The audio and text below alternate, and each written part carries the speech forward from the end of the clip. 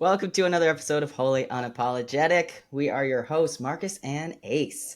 And we have a very special guest today, Ezra. Thank you so much for being here on the show. How are you doing today?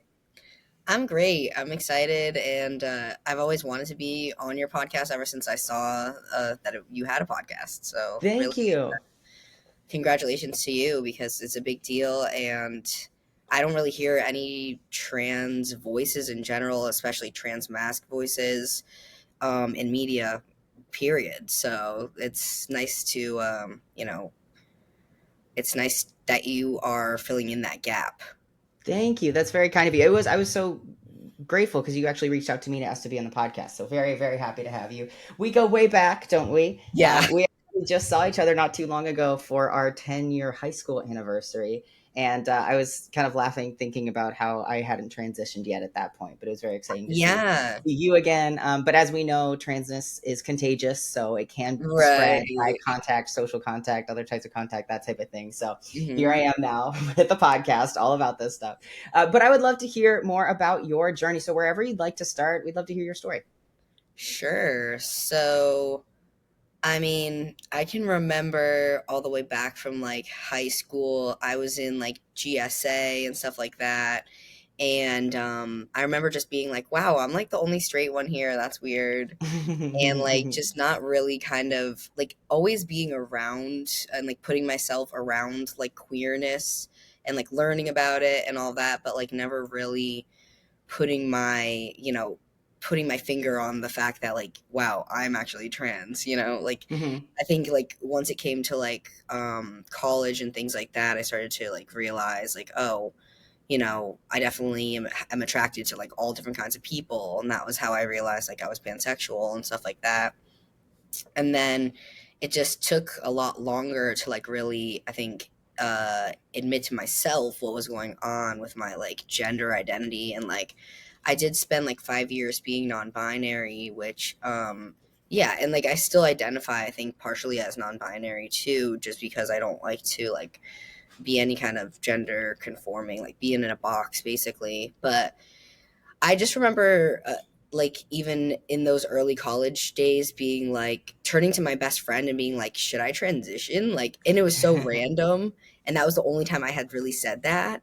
And then I was basically, in my mind, was like, that would ruin my life. Like, and I just kind of knew, like, that wasn't necessarily even an option because of the consequences. But like, I think it took a lot longer of like me learning who I was and going through like, the gender queerness of like being non-binary and all of that, and like really learning from other people, because I don't see it, like I said, in the media and at all. And I had a friend, Declan, who transitioned, and I saw how he just like really blossomed, and like he Mm. became like he was thriving, and I was like, wow, I had never really seen that before.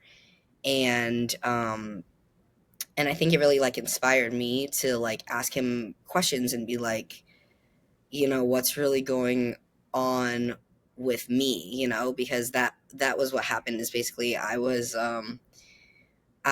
with him and hanging out with my friends and just talking about, like, should I get a binder and things like that, that I was just like exploring. And um yeah, it was like a party, and I just kind of was like talking, and then I was like, I think I am trans. Like I really had that realization like in front of my friends during a conversation, and I think it was a lot to do with the fact that I was like finally seeing someone who was going through that process, because I just never seen it.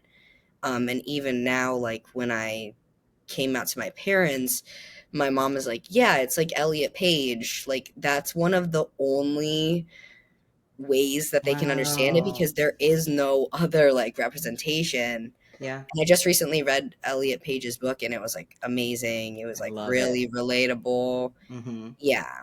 So yeah, that's part of like my gender journey. Then from there, like once I realized that was in like 2022, um then I basically immediately like started with hormones. Like I was able to get top surgery a lot easier than a lot of people, because I have like a high risk for breast cancer. So they Okay. wanted to kind of like reduce that risk anyways. So yeah, it ended up kind of happening really fast. Like I got on testosterone, I had top surgery within like that same year basically. And I recently had a hysterectomy this year. Wow. Okay. And yeah, and it's just been really nice like to feel like I do have that power to do something about it. I know that like Yeah. there's a lot of people in the past and even now that like are struggling to get access to those things that I was able to access really easily. And so I'm like really grateful for that. And I think the medical transition part has like really made me feel like just a lot more comfortable in my Mm. body and everything.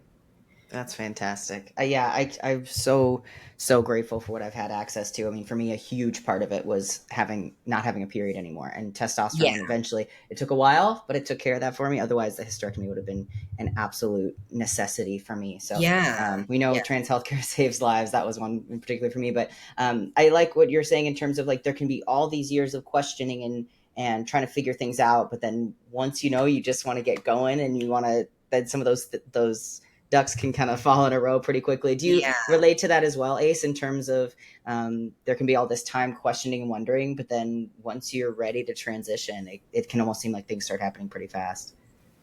Yeah, I remember when I was talking to some of my friends when I came out, and they were like, "Whoa, this is all happening really fast," and I was like, actually, no, it's been like Yeah. maybe 8 years in coming, right? I've been thinking about Mm-hmm. and not really knowing how to express myself, not having a safe place to talk about it, not having the resources Yeah. in which to do so, not having the support, the community, all of that. Once those things fell in line, my journey, my medical transition went incredibly quickly. I think it was within six Yeah. months I had, actually, it was within 9 months I had everything completed that I wanted to do medically. So, Oh, yeah. amazing. Yeah, I was mentioning this before we hopped on, but I just had my first consultation for top surgery. It went really well. I'm really excited about it. But they did say it could take like a year out to get it scheduled. But they did say if someone cancels, I would be pretty high on the list to kind of get dumped up. But I'm at peace with it. I know I can only continue to work on my own physical health, my mental health, my mind body connection. So if it happens sooner, wonderful. There are a lot of reasons why I want that. But I'm also just at peace with it happening in its own time. But it's been amazing to be on T for over a year now. So grateful for what I've had access to.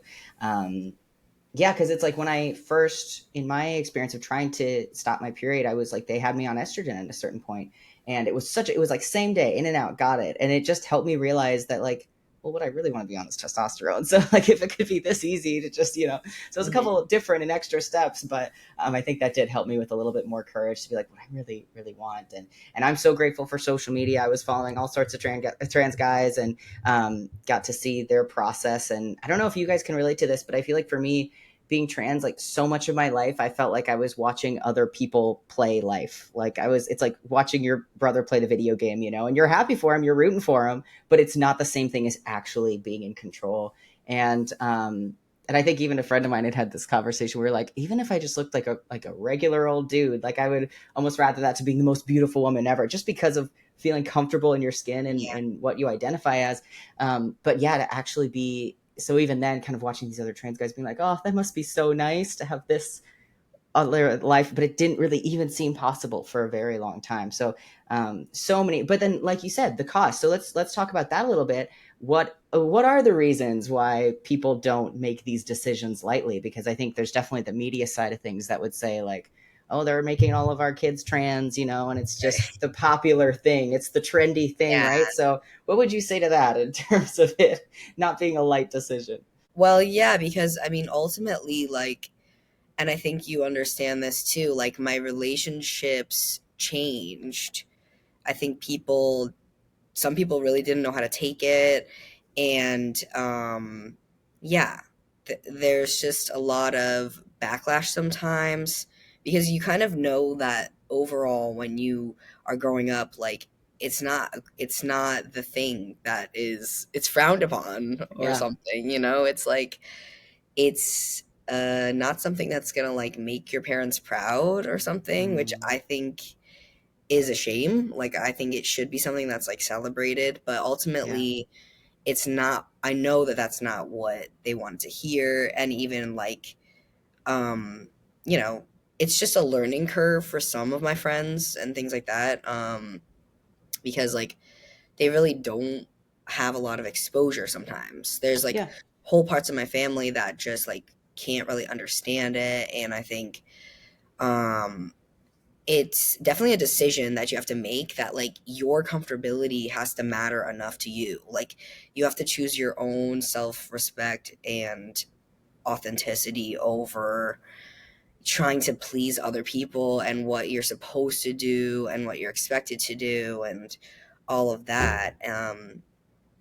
So yeah, I definitely think that I went through a lot of um I went through a lot of relationship changes where Yeah. I like people that I thought would be in my life forever were no longer there. And yeah, basically you have to be ready for, to feel possibly more alone and more isolated. It can be easier to kind of just be blending in with everything else. And when you stick out and you choose to stick out, it's scarier. And definitely you can't make people understand, even if you want to, but I feel like over time people some people are able to get there and like realize like I'm still the same person and it doesn't have to be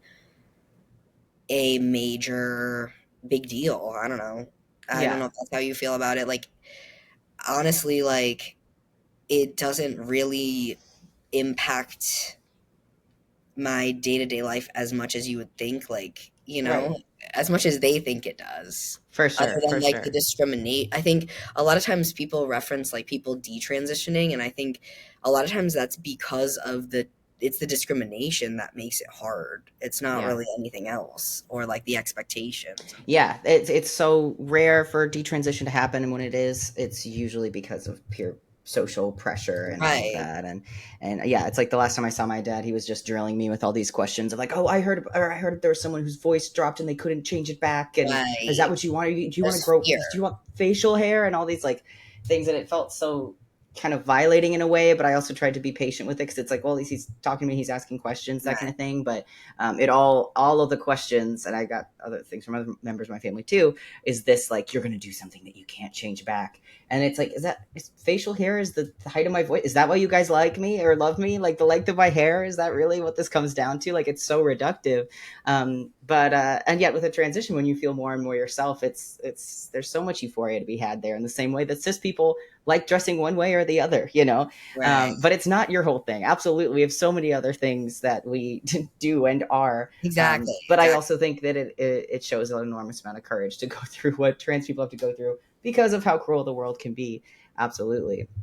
Yeah, there's a Yeah. lot there. It's kind of both sides to the coin. Yeah. It's hard because I try to get them to understand that like it's not new, all these things that I'm sure Yeah, you two know all about, but it's honestly older than a lot of the standards that they are trying to uphold.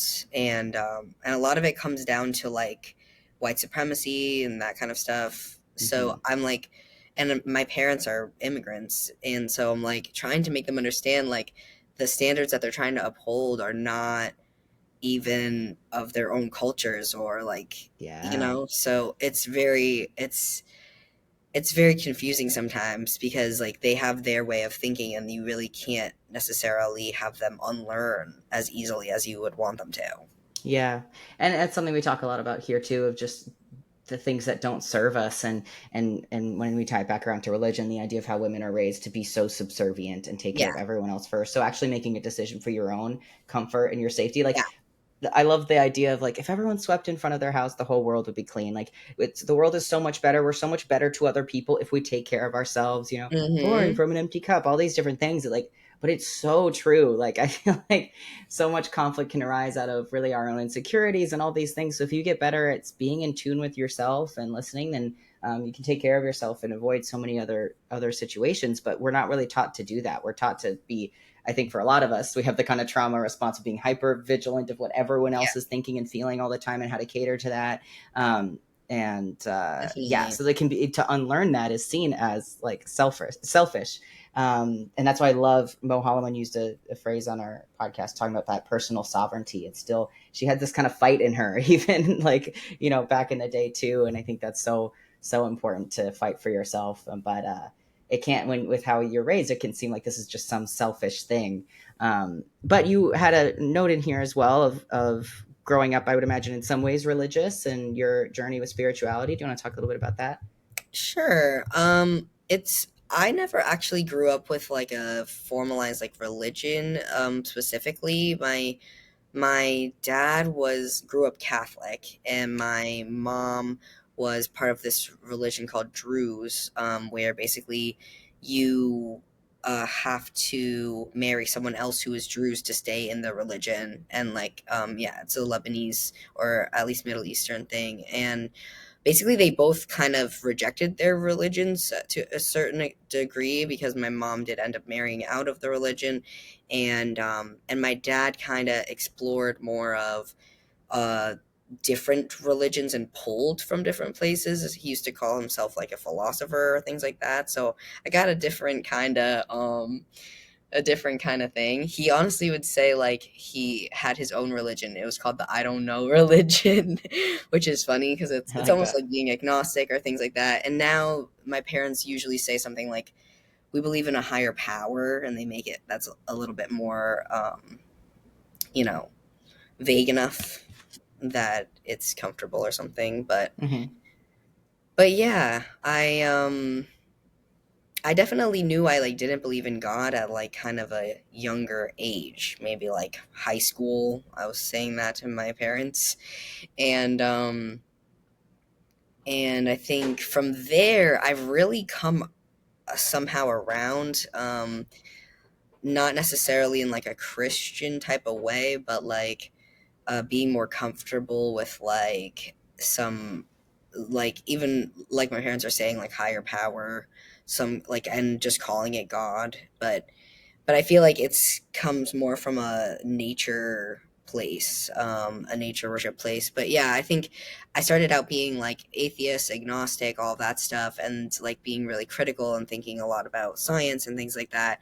But then I think over time, like I've just spent a lot of time like in the woods and around nature, and that's always where I felt like the most comfortable and like the most like, especially like I'm autistic, and like that is a place where I can just like stim and be free, and like no one's like why are you doing that, you know what I mean? Like there's Mm, so many things that we can't do in just like an day-to-day life without someone being like what's that person doing, you know what I mean? And mm, like thinking that something's wrong or thinking whatever, even if you're just like lying on the ground or like hugging a tree or things like that.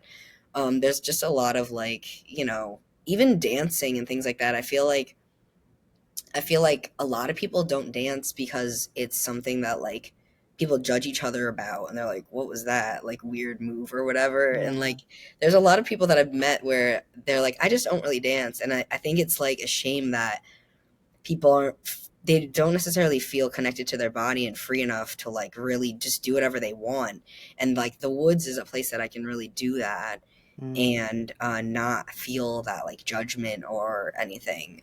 So I think the more that I, got in touch with like um, the nature aspect and like animals and just how amazing, like really kind of feeling grateful and like for all that like Earth has and everything, that was what kind of reconnected me more. And also through tarot cards that I started to read in like 2020, and it started out as like more of like the fad and the aesthetic and like of like witch stuff, and I started to learn more about Wicca because I wanted to take it from somewhere that was maybe like shallow to more substance. But Wicca ended up being a lot of, I think, cultural appropriation, a lot of just grabbing from other cultures and kind of making it um, new again somehow, and probably whitewashed too.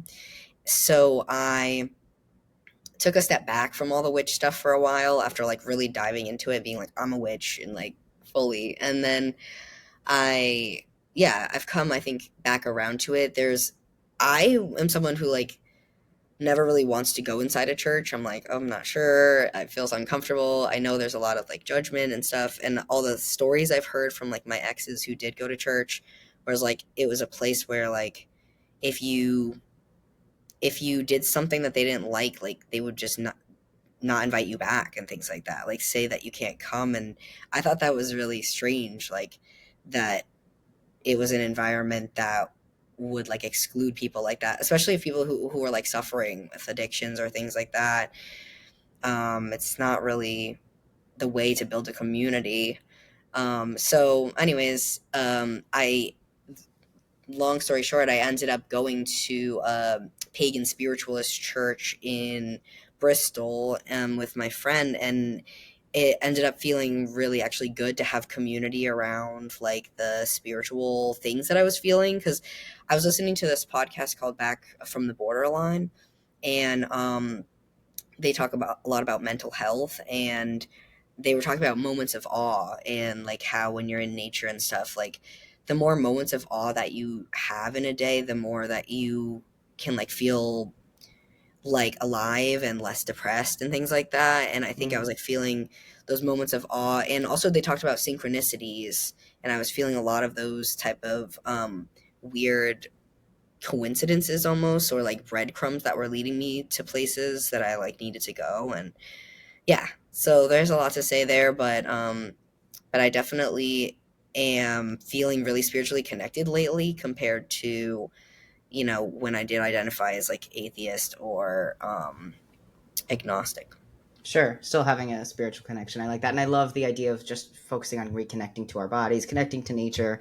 I think there definitely is seeming a concerted effort to disconnect us. And Yes. so it feels almost rebellious to stay very connected to our bodies. And you talked about dance. So I'm going to segue from there to some of your other art forms. You just had a show last night. Do you want to tell us about some of your other creative Oh forms of my god. expression?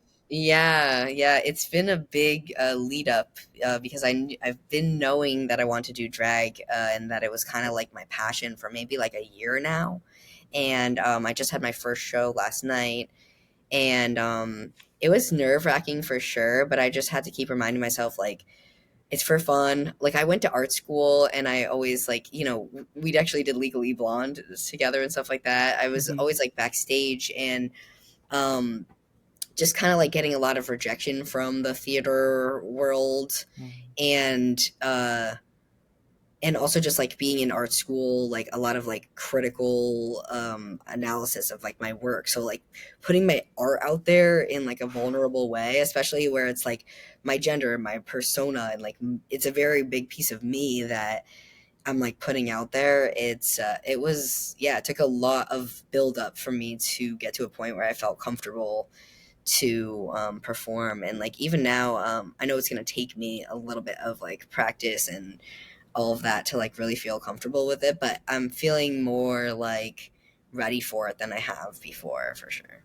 Can you tell us a little bit about the character or what that Yeah, persona is yeah, yeah. like, what that's So it's bringing toward King you? of Swords, and it's definitely a tarot reference. And to me, like the swords suit is about like your intellect and your mind, and so I think a lot of it has to do with like just I'm like an idea guy. I have like a big imagination, and um I basically want to take all those ideas and make it into all different types of performances. So like whatever I'm like feeling at that time, and I want to include like a lot of um a lot of political like aspects as well, like protest and resistance pieces, because I think that that's really important, and it will help me feel like I'm able to speak up for people who can't maybe or aren't getting enough attention. And you know just make art. I'm really excited to put my art out there. And I really like modifying clothes. Like I always have like either bleach dyed or like embroidered my clothes or things like that. Like especially someone who looks like me, I'm like very short, and it's hard to find clothes that fit me. So I was always like cutting my shirt before I left the house. I would do stuff like that all the time, and so it's cool to to kind of put it all together. The theater, like I was in choir too, and all these different aspects. I love painting, so I can paint on clothes and have the protest aspect. It makes me really happy. So I'm glad in the past year or so I've like really figured out that like that was my passion, and I watched a lot of Drag Race, and I I'm just excited that I am going to be a king as well, because I think there's not a lot of representation for that, and Mm-hmm. I think that they're missing out. There's a lot of trans men and non-binary people or whoever else that are kings, and they have something to say too, Mm-hmm. not just the people on RuPaul's Drag Race. So Yeah, I love that, and I love how you talk about it with such positivity, because I think sometimes I think, oh, I've got a lot of ideas, but I like too many different things, and I need right. to actually like sit down and do something, and I can talk about it in such a negative way. But you're like, I've got a lot of ideas, and I've got a lot of different interests, so that's such a happy thing to hear it that way. No, it's definitely double-sided because I think I jump from idea to idea, so it can be hard to like really nail it down. Hmm. Um, but my drag mom said, "Follow your heart." Oh yeah, so I have a drag mom who's actually my cousin, Dro Lopez Fierce, and her drag mom was on RuPaul's Drag Race, Robin Fierce, and I've just learned so much from her, and she's been doing it for 10 years, and she's really professional, and she's really dedicated, and she's just amazing. She has a show in Mystic, Connecticut, and it's not the most accepting area, and Mm, it's really cool to see drag spread throughout Connecticut and get that representation also on Drag Race of yeah. Connecticut drag, because there is a lot of talent here, and you know I think there's just so much potential with drag, so many different things you can do, and not only just drag, like Wacky Wednesday, where I did my first show at Trevi Lounge. Um, they have burlesque, they have stand-up comedy, and all these different things, and it all kind of goes together as just like expression, and like there's not a lot of places that we can really just express ourselves, especially as queer people, Hmm. openly. Yeah, absolutely. That's so cool. It's such a beautiful and diverse art form. Yeah. Absolutely.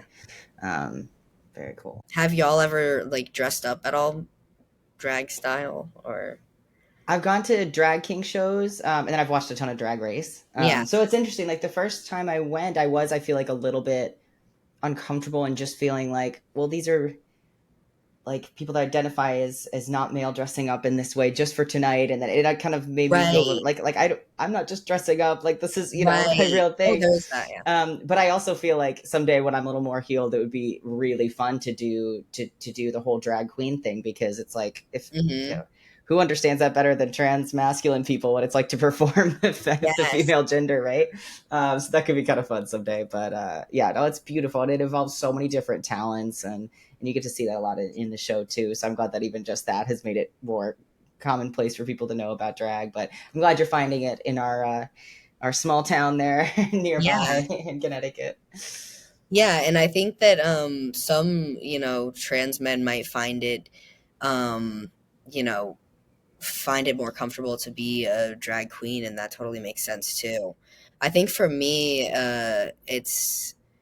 I feel like I was always a drag queen like my whole life. That's what it felt. That's Right. what you're saying. Like it felt Yeah. like a performance. So I'm like kind of bored of it. I'm like I did that, and I kind of want to explore. Like I haven't. It's really fun that you can change your face so much with makeup in like a really Yeah. dramatic way. You know, while while I'm still not necessarily passing, like whatever passing is, and Mm, if that's even a goal, I don't know, but it's yeah. cool to like really alter your body in that way. That's so cool. I'm so glad your first show went well. That's very exciting. Yeah, yeah.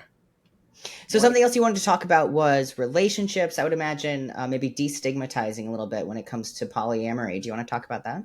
Yeah, sure. I'm like still very new to polyamory. It's been about a year, maybe a year and a half now, and yeah, I was in a long-term monogamous relationship, and I had just left, and I was getting back to exploring just like on dating apps, and I saw a lot of people had like ENM, and I was like, ENM, like, what is this crazy thing? Anyway, so I looked it up, and I was like, oh, ethical non-monogamy. Like, people are doing this. First of all, because like, again, no movies, no TV shows. There was one time on Parks and Rec where April had a boyfriend who had a boyfriend, and I was like, what's that? Like, it's just very like hidden almost, and not honestly, when I was in my relationship, I would watch this YouTube video that was like 10 reasons why like polyamory looks great, but you really can't do it, or like it really won't work. And a lot of it was just about like you'll be really jealous and it'll be really complicated. And I would watch it and be like, yeah, that's why I can't do it. But like ultimately, once I kind of just tried it, I was like, oh wow, like it feels very freeing. There is a lot to confront where like you do confront obviously jealousy and insecurity and all these things, but um, I think you can work through it. I think I've always thought like I'm just a jealous person. I don't know if I could really do that, but over time now, I just feel like my jealousy has really subsided, and I'm able to be like more confident in um, my relationship, to know that like even if my girlfriend is like seeing someone else, that it doesn't really affect our relationship the same way that like I can have multiple deep friendships or whatever, and it doesn't affect the other relationship. So yeah, I think there is a lot of stigma about polyamory. My my dad literally was like, "Is this a weird sex thing?" And I was like, "No." I was like, Oh my "Thanks." gosh. I was like, "Thanks for that," but no. Um, so yeah, I think that people just haven't heard of it. They don't know anything about it. A lot of people, I think, I didn't really understand it fully, and really, to me, it just means like being able to have like those multiple deep connections, and like I said, not really having them affect each other, just having more love in your life and more opportunities for I've been able to meet a lot more people, and I've been able to just like feel a lot more of that community aspect. I mean, it's obviously not always that I'm able to hold on to everyone that I meet. You know what I mean? Like I'm not able to. Not all those people that you meet are sticking around forever. But I think it's interesting to at least make those connections and meet those people. Whereas, like, I feel like when I was monogamous, it was more isolating for sure. And like I felt like maybe I couldn't explore other connections that I wanted to, or things like that. And I think it can really limit people, and I think it can make them be like have this like possessive kind of attitude, or like have jealousy be part of the relationship in a way that's like not really that healthy. And I found myself being like very codependent also, just because like you are relying on that one person for so much sometimes, and not having more of a support system, or yeah, it just takes a village to even just support a person, you know what I mean? So I think the more people in your life, the better. And so it can be really cool to have multiple partners to like lean on and to, um, give love to and all of that. So that you feel like it helps you better to speak up for the things that you want out of relationships. I like how you described it, that they can all kind of reflect differently back to you, and ultimately you got to do the work for your own self out in the world too. Yeah, yeah. Wait, I'm sorry. What was the question? I guess just that, do you feel like you're better at, I mean, you talked about a different kind of confidence, you'd have to face an insecurity, things like Right. that, but also you can learn from each person. So I would hope that that helps you get better at speaking up for yourself, knowing what you want out Oh, of life, out of exactly. relationships, and how to communicate it. I think that's can be a really hard thing in relationships sometimes, but it can No, be fundamental. definitely. Like that is a huge piece of it, is not only being a trans man now, like really trying to avoid people pleasing as much as like you said, we're really taught to be so like subservient and stuff. And it's like Mm-hmm. now I'm really having to stick up for myself and set those boundaries with a lot of different people, whether it's like family or relationships or things like that, and just be Right. very clear about what I want, which is very different and very hard sometimes, because people don't necessarily always understand it right off the bat, and you do have to like reiterate, and it can be really hard to like feel like you, yeah, like you really can get the things that you want. But Mm-hmm. it's been very exciting to feel like I can really determine for myself like what do I want, Mm-hmm. and not care as much about what someone else is going to think about it, because you can't really control their reaction. And it's important because you end up just kind of being resentful, when when you are too much of a doormat. Yeah, absolutely. It's so important to be able to vocalize your desires and things like that. I feel like it's been an interesting transition for me because my body's changing, and so to know Yeah, how to ask for what I want isn't always clear. And I'm right, so used to people pleasing, and I'm historically used to having been with cis men who don't usually care that much or haven't right. shown it to me. So I Yeah, think it's been really hard to be like to try to communicate well what I want, but then also not even always know. It can be a little scary sometimes, but you know, plenty of beautiful moments in that vulnerability too. I want to give you a chance, Ace, to talk about. I know we've talked about this a little bit, the ethical non-monogamy. We talked about the book, The Ethical Sluts. Is there anything you want to add in here on this big topic? Yeah, sure. So poly is complicated. There's a lot of complexities and a lot of diversity in how people choose to relate with one another. And so I'm open poly, which means that I may or may not have some primary relationships that come and go, and kind of more, I live more in a flow of like what's right for me in this moment, what's right for you in this moment, and making sure that I have ownership of my experience and they have ownership of theirs. And then we can kind of find how we want to play with each other in that. So what I love about poly is I can't expect one person to meet all my needs. And so I have the ability to say, okay, this is the container that we're going to play in. These are the things that we're going to do together. And with someone else, it might look totally different. And so it gives me an opportunity to examine all of the aspects of life and kind of play in the fluidity of all of it, instead of just saying, this is how it's going to be, this is how you're going to show up, this is how I'm going to show up, and this is what we're going to do together. There's a lot more range that can potentially happen, which I found a great freedom in for myself because it feels right for me. But it's not right for everybody. Yeah, and great reminder there in terms of setting those containers and consent being consent is king, right? So it's very important there. Thank you, Ace. Yep, consent and boundaries. yeah, because I think that it can be really limiting to have the world tell you like what your relationship is supposed to include, like even with a friendship or whatever, just who Yeah. that person is and what it is you are doing together. It doesn't have to be decided by anybody except the two of you what works. So Mm-hmm. that's really nice, and it's interesting that life isn't more like that, you know.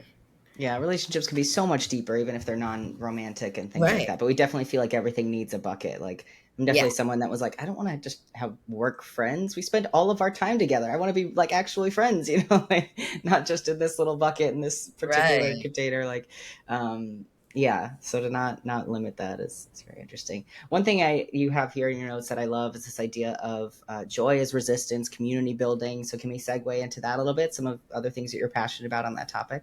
Yeah, sure. So it's easy for me to feel like I'm the only queer person around, in the circles that I'm in Connecticut. And so I really had to kind of place myself in other places like Providence. And I went to a group called like Queers and Beers. And I was like meeting a lot of other people. And um, it just changes your life when you can relate to someone in that way, and like when you don't see people that look like you or that relate to you in your day-to-day life, then it can really be damaging. And I think that's why like community building is really important, that especially now, with all the obstacles that queer people face, I think we have to stick together more than ever and try to help each other and try to um, share resources. And yeah, I think we're stronger together. And I think there is a lot of queer people that feel like they are the only one, and Yeah.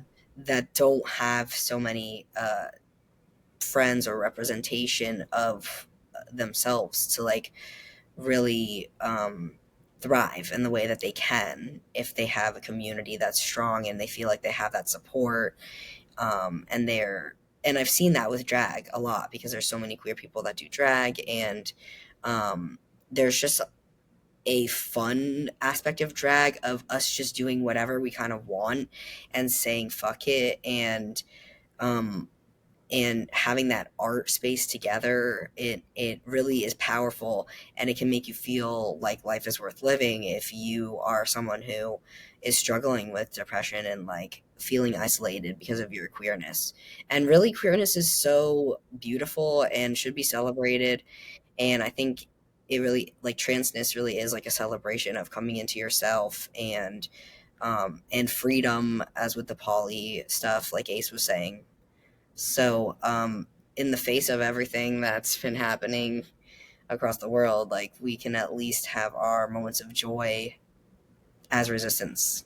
Yeah, I love that. So important. I mean, there's this kind of pressure to be an activist all the time when you are Right. these various identities, but also we got to take care of ourselves, like we've been saying, and have those moments of joy while we can. And because yeah, it's easy to become very overwhelmed. Well, being visible, like, even if you're not, being an activist in whatever the way that means, even just you showing up as yourself, someone else is going to see that and be like, Yeah. oh, I didn't even know that was an option. Yeah. Yeah, I definitely think that we can have that effect of making other people be freer to be themselves. And there's a certain energy that I think that people respond to. And I've certainly responded to in other people where it just feels like, oh, I'm just a little bit safer. I can just be myself right now. Versus so much of like this kind of like code switching that we can sometimes feel pressure to do with different groups. So yeah, I love that. Joy is resistance and visibility. So thank you for coming on the podcast today. I know, like I said, you had reached out to me about this, so I definitely want to encourage others to do that as well. Is there anything else you'd want to share here in terms of this space and this platform that you'd want to put out there?